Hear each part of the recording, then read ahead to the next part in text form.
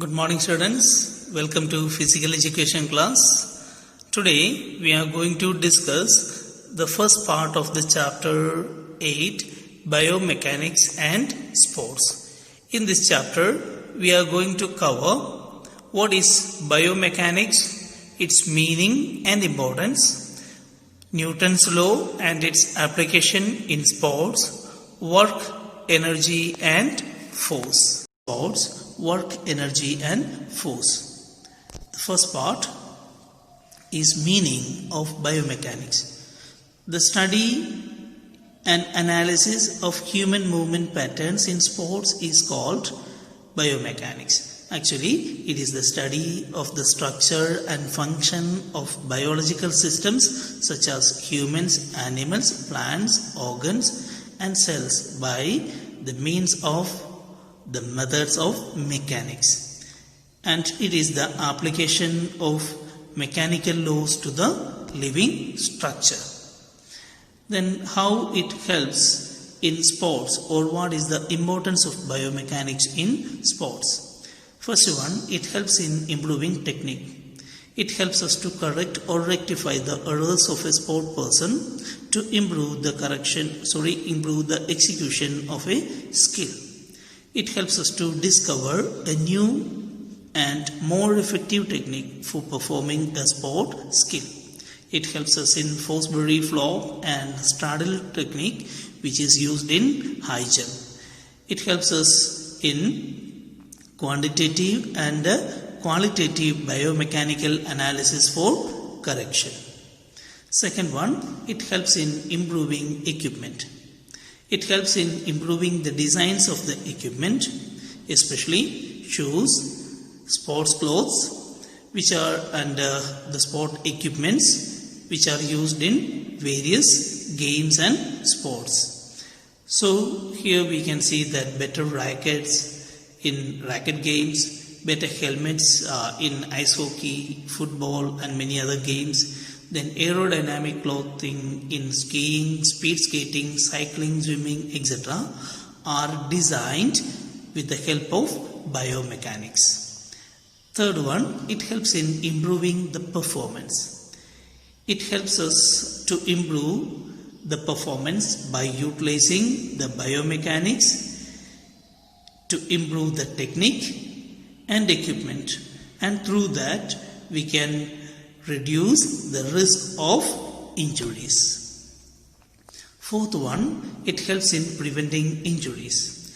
First of all, it helps us to identify the causes of injury and in process of rehabilitation, and by doing so, the exercises can be changed and its technique can be modulated, and by that the risk of sports injuries can be reduced. Fifth one, it helps in improvement of the training. Then mechanical analysis of the technical deficiencies of a sport person helps to identify the type of training required. The weak areas may be strength, endurance, sports movement or body action. This area can be trained well by learning biomechanics. Then customized training can be imparted to the sport person. Sixth one, it helps in improving teaching and learning process. Biomechanics helps in moving the body with precision. It helps us to understand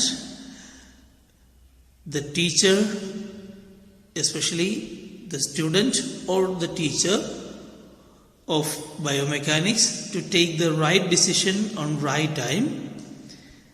Understanding of biomechanics helps sport person to learn his weaker areas and provides motivation to correct the actions, postures to enhance the performance and prevent injuries. Next topic that we need to discuss is Newton's law and its application in sports. Newton's law of motion and their application in sports. When exploring the area of biomechanics and human movement, it is useful to look at motion through the observations made by Sir Isaac Newton. Newton was a famous 17th century scientist who developed the three laws that govern all motion. Newton's first law, which is called as the law of inertia. A body continues in its state of rest or uniform motion unless acted upon by an unbalanced force. In other words, a body will remain at rest or in motion unless acted upon by a force. In order to get a body moving, a force must overcome the body's tendency to remain at rest of inertia. The amount of inertia a body has depends on its mass. The soccer ball will remain at rest until the force is acted upon it. This is applicable with the football or even soccer games. Second one, the acceleration of an object is directly proportional to the force causing it, is in the same direction as the force, and is inversely proportional to the mass of the object. When a force is applied to an object, it will move in the direction of the force was applied, and depending on the size of the force and the size of the object will accelerate accordingly. That smaller object will move faster than a larger one. A greater force will move an object faster than a smaller force. We can see that the formula is given F is equal to ma. F means force and more is m is mass and A is acceleration. So if we need more force, that more mass and more acceleration is to be multiplied. So that means the total force applied on a particular object is calculated with the mass as well as by the multiplication of the mass and acceleration of the object. Next one, the third law of reaction. Whenever a force is applied, there is an equal and opposite reaction. If an athlete exerts a force onto the ground in order to push off, the ground will exert an equal and opposite force on the athlete, pushing them up into the air. The first force of the athlete pushing into the ground is called an action force. The second force is called the reaction force, when the second body applies an opposing force back. So this is applicable with the case of a balloon which is filled with air, and when it is left, it will move forward and will give out the air to the back side. So the force of the air that is given at the back will be equal to the acceleration done by the balloon. And the person who would be swimming, the force he applied by his hands and the leg movement will be equal to his body mass and his acceleration. Then the the force of the bullet, acceleration force of the bullet will be equal to the mass and the pushing that is given at the back of the bullet. And the third one, we can see that jumping action, when the person jumps up, by the time he gives a thrust to the ground and the ground gives him another thrust in return, that helps him to jump up. Then the next one, work, power and energy. What is work? An activity involving a force and the movement in the direction of the force is called work. It is defined as the product of constant force and distance moved in the direction of force. Work done is equal to constant force multiplied by distance moved in the direction of the force or displacement. That is, W is equal to F into S, where W is work done, F is equal to constant force and S is equal to distance moved in the direction of the force or displacement. The unit of the work is joule.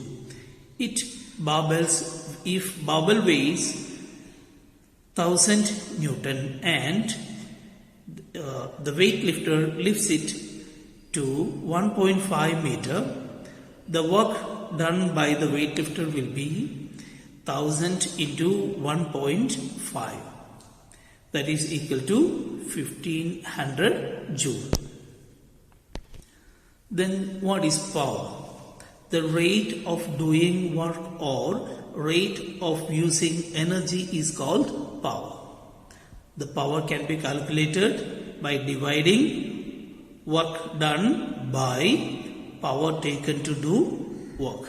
That is equal to P is equal to W by T, where P is power in watts. The unit of power is in watts, and W, that is work done, that is calculated in joule.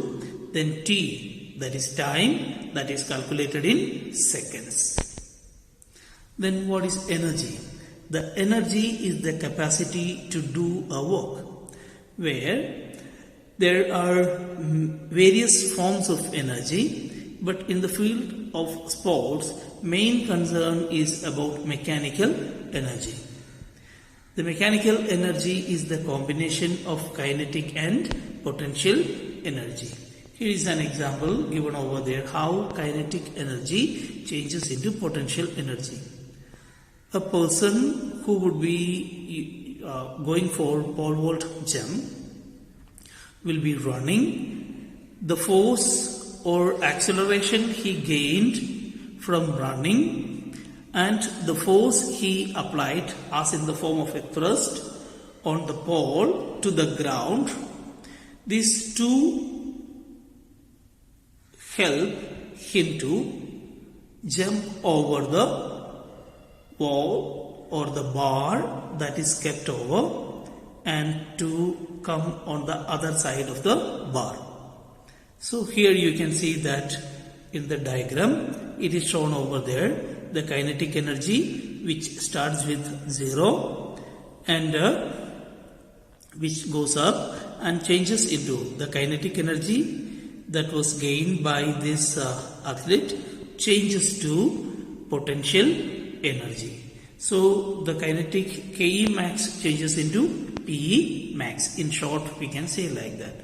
So this is considered to be the change of kinetic energy to potential energy. The rest part of the topic will be discussed in the next module. Till then, stay at home and stay safe. Thank you.